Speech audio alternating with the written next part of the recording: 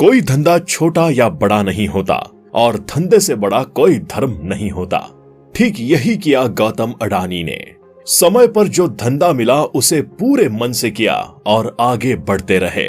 गौतम अडानी, भला इन्हें कौन नहीं जानता। किसी ने नहीं सोचा था कि अहमदाबाद की तंग गलियों में रहने वाला एक आम लड़का दुनिया का पहला सबसे अमीर व्यक्ति बन जाएगा। फोर्ब्स की लिस्ट में गौतम अडानी दुनिया के सबसे अमीर लोगों की लिस्ट में तीसरे नंबर पर हैं और भारत में अमीरों में पहले नंबर पर हैं। आज आपको इस वीडियो में मिलवाते हैं वर्तमान में सबसे सफल कारोबारी अडानी के संघर्षों और सफलताओं से। चलिए जानते हैं गौतम अडानी के फर्श से अर्श तक पहुंचने की कहानी। गौतम अडानी का शुरुआती जीवन। गौतम अडानी, इनका जन्म गुजरात के अहमदाबाद में 24 जून 1962 को हुआ था। अगर इनके परिवार की बात करें तो ये 6 भाई बहन थे। बहुत कम लोगों को ये पता होगा कि गौतम अडानी का परिवार पहले आर्थिक रूप से बहुत कमजोर हुआ करता था। हद से ज्यादा गरीब होने के कारण इनका परिवार अहमदाबाद के पोल इलाके के शेठ चौल में रहता था। बात सन 1980 के दशक की है। उस समय अडानी के पास खुद का स्कूटर भी नहीं हुआ करता था, बल्कि वो अपने बचपन के साथी मलय महादेविया के स्कूटर पर पीछे बैठे लोगों को दिख जाया करते थे। अडानी की अंग्रेजी कमजोर थी, जबकि महादेविया की इंग्लिश अच्छी थी। बाद में महादेविया उनके बिजनेस पार्टनर हो गए, लेकिन कौन जानता था सही से इंग्लिश ना बोल पाने वाला लड़का वर्तमान में भारत के कामयाब उद्योगपतियों में एक बन जाएगा। हर यूथ की तरह अडानी ने भी अपनी स्कूली पढ़ाई करने के बाद ग्रेजुएशन की पढ़ाई के लिए गुजरात यूनिवर्सिटी में एडमिशन ले लिया। ग्रेजुएशन के दिनों में उनके घर के सामने रोजी रोटी का संकट आ खड़ा हुआ। चिंताजनक स्थितियों में पढ़ाई छूट गई और फिर वे कॉलेज से मुंह मोड़कर पैसा कमाने के चुनौतीपूर्ण सफर पर निकल पड़े। वे अपना शहर छोड़कर मुंबई चले गए और वहां एक डायमंड कंपनी में बड़ी मामूली सी सैलरी पर नौकरी करने लगे। लेकिन गौतम अडानी मुंबई केवल नौकरी करने के लिए नहीं आए थे, वो आए थे व्यापार करने।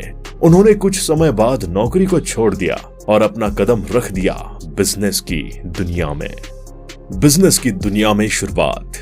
गौतम अडानी ने एक सपना देखा था और वो सपना था अपने परिवार को गरीबी से निकालने का।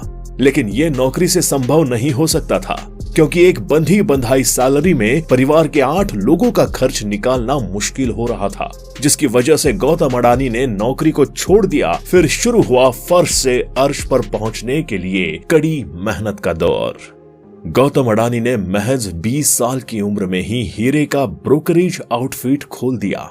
मेहनत करने का जज्बा तो था ही, उन्होंने 1 साल जमकर अपने आउटलेट के लिए मेहनत की। कहते हैं कि मेहनत कभी बेकार नहीं जाती और अब गौतम अडानी की सफलता की शुरुआत हो चुकी थी। बिजनेस में किस्मत ने भी साथ दिया और अगले ही साल अडानी के आउटलेट का टर्नओवर लाखों में हो गया। और अब फिर एक बदलाव की बारी थी। गौतम अडानी ने अपने भाई मनसुख लाल के कहने पर अहमदाबाद की एक प्लास्टिक फैक्ट्री में काम करने लगे।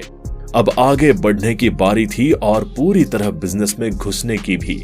अडानी ने प्लास्टिक कंपनी में जो कुछ भी ट्रेनिंग लिया था उसी के आधार पर शुरू किया पीवीसी पाइप के इंपोर्ट करने का सफल बिजनेस।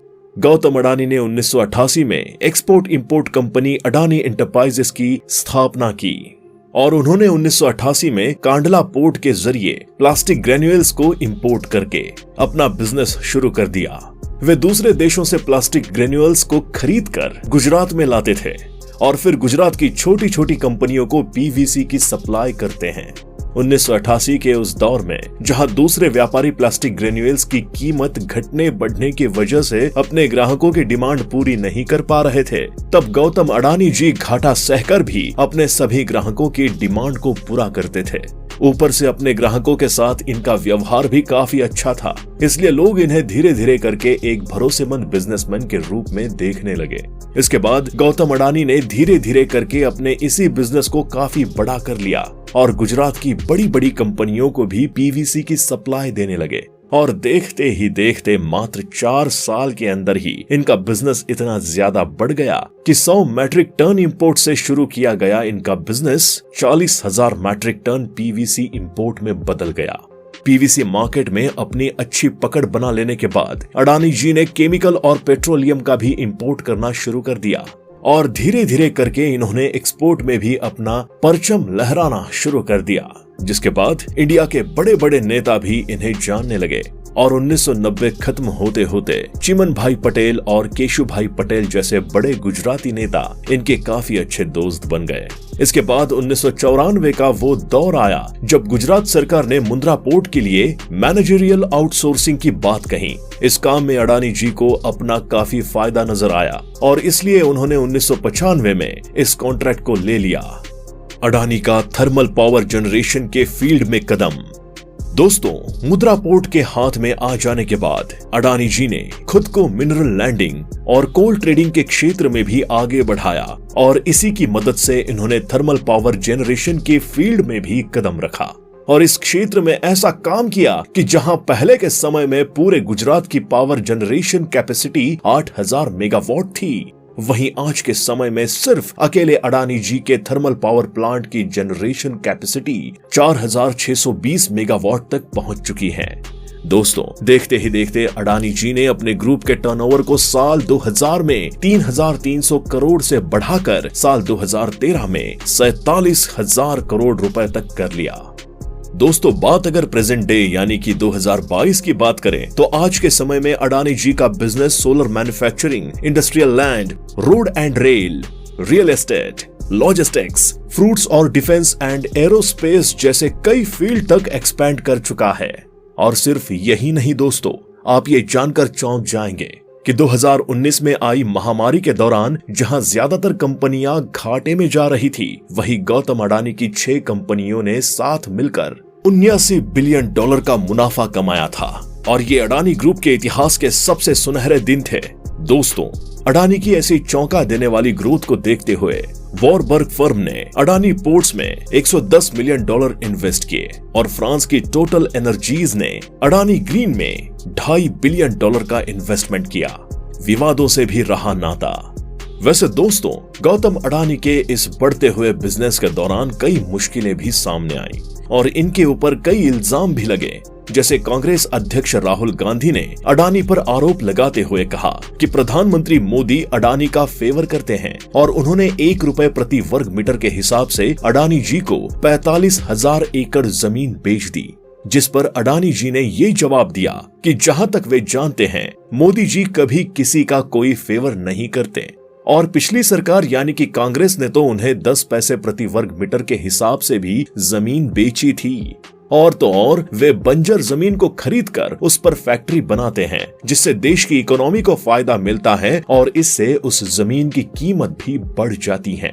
इसके अलावा लोगों के एक और दावे की बात करें तो अडानी जी के बिजनेस के बारे में ये भी कहा जाता है कि उनका पूरा बिजनेस सिर्फ एक दिखावा है और वे भारी भरकम लोन के नीचे दबे हुए हैं। और तो और ये भी कहा जाता है कि मोदी जी ने ही इतना ज्यादा लोन हासिल करने में अडानी की मदद की है। दोस्तों, अब अडानी ग्रुप ने ऑस्ट्रेलिया के कंट्रोवर्शियल कोल माइनिंग प्रोजेक्ट पर काम करना शुरू किया था। तब ऑस्ट्रेलिया की जनता सड़कों पर उतर आई थी और उन्होंने स्टॉप अडानी के नारे भी लगाए, लेकिन अडानी जी ने यहाँ भी हार नहीं मानी और अपने प्रोजेक्ट को सक्सेसफुल बनाने में लगे रहे। गौतम अडानी की नेटवर्थ कितनी है? दोस्तों, यहाँ इन सभी बातों को जानने के बाद हमें साफ पता चलता है कि गौतम अडानी ने बिना दुनिया की परवाह किए हमेशा अपने काम पर ध्यान दिया और बिना रुके समझदारी के साथ मेहनत करते गए। और यही वजह है कि आज 60 साल के गौतम अडानी जी की नेटवर्थ 137.4 बिलियन डॉलर हो चुकी है और इसी के साथ वे एशिया के पहले और पूरी दुनिया के तीसरे सबसे अमीर इंसान बन चुके हैं। कहते हैं सपना बड़ा देखना चाहिए और अपने सपने को सफल बनाने के लिए जी जान लगा देना चाहिए। ठीक यही किया गौतम अडानी ने। कल्पना कीजिए, एक समय में किसी इंसान को पैसों के दिक्कत के वजह से अपनी पढ़ाई छोड़नी पड़ी हो और चलने के लिए दोस्त के स्कूटर का सहारा लेना पड़ा हो। वो इंसान आज अपनी खुद की प्राइवेट जेट से चलता है। उसकी पत्नी देश के हजारों गरीब बच्चों को निःशुल्क शिक्षा देने के लिए एनजीओ चला रही हूँ। ये सब बिना कड़ी मेहनत और सफल होने के लिए जी जान लगाने के बिना संभव नहीं हो सकता। आज अडानी जिस मुकाम पर खड़े हैं वो हैरान करने वाली बात है। कॉलेज के ड्रॉप आउट रहे गौतम अडानी ने मारुति 800 से अपना सफर शुरू किया था, जो अब BMW गाड़ियों के बेड़े और एक फरारी पर पहुंच चुका है। इसके अलावा उनके पास 3 हेलीकॉप्टरों के साथ साथ 3 बॉम्बार्डियर और बीचक्राफ्ट विमान भी हैं, जिनकी सीटों की क्षमता 8, 37 और 50 है। सबसे सफल बिजनेसमैन के इस सफर में गौतम अडानी को ये सफलता आसानी से हासिल नहीं हुई है, बल्कि इस सफलता के पीछे अडानी जी का त्याग, समर्पण और काम के प्रति ईमानदारी का अहम योगदान है। तो दोस्तों, ये कहानी थी उस लड़के की जिसने गुजरात की छोटी गलियों से निकलकर दुनिया के सबसे नंबर 1 बिजनेसमैन गौतम अडानी के रूप में अपनी पहचान बनाई। आपका क्या कहना है इस बारे में आप हमें कमेंट बॉक्स में जरूर बताएं। साथ ही वीडियो पसंद आई हो तो इसे लाइक करें और चैनल को सब्सक्राइब करना ना भूलें।